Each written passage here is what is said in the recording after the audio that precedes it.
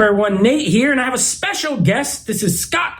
He, of course, Joe Joker's movies over on Instagram. You might have seen him on our channel before on our live streams. And we are in Asheville, North Carolina. We went to the movies. This is an out-of-the-theater review for a film called Never Let Go. This movie stars Halle Berry and two kids who I don't remember their names, but they were very good. Directed by Alex Aja. He, of course, did The Hills Have Eyes, High Tension, Crawl, a number of movies, Piranha, the Piranha remake, Piranha. So, yeah, we're going to give you our 2 cents. You're going to get a little two different people's perspective on the film. Before we do, if you would, please consider subscribing to the channel if you're not already, and make sure you hit the bell icon. That way you get notified every time new videos drop. Also, if you don't mind, give me a thumbs up down below. Helps the video out. And leave me a comment. Do you want to see this movie? Do you hate this movie? Do you like this movie? I want to know your thoughts. Okay, we're going to go rapid fire since it's 2 of us. I will say, I enjoyed the movie. The more I sat with it throughout the day, we saw it a couple hours ago, so it's not like a directly out of the theater review, but the more I thought about it, the more I liked it. Now,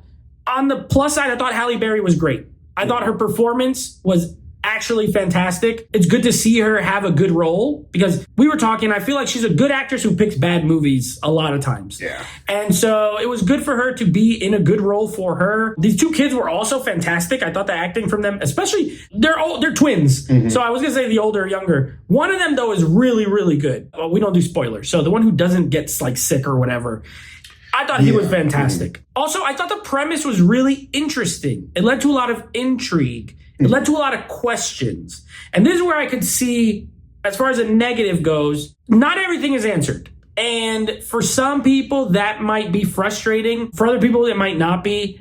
I wouldn't say I was frustrated, but I would say I definitely didn't get all the answers like I might have wanted. But the fact that it made me ask questions, I thought was a good thing. Where I was like, is this or is this that? Is this real? Is this not real? Like, what is going on exactly? And I kind of like that. And I thought it was fun in that regard. It's not a fun movie. It's pretty like serious. There's no comedy. I don't think I laughed one time, really. There's no humor in this, but it's not a detriment. It's not the kind of movie, I don't see where you'd put a joke. It might seem out of place anyway. So definitely a movie that is heavy on the questions, light on the answers, not overly scary, has a couple of little like jump scares, but I wouldn't say it was overly scary. It's not overly gory. There's one kind of gore-ish part towards the end. Yeah. But before I give my score, I'll let Scott take it away. Scott, what did you think of the movie? So, for the most part, I really like the movie. I'm kind of on the opposite side here, though. I do not like how many questions they left you with.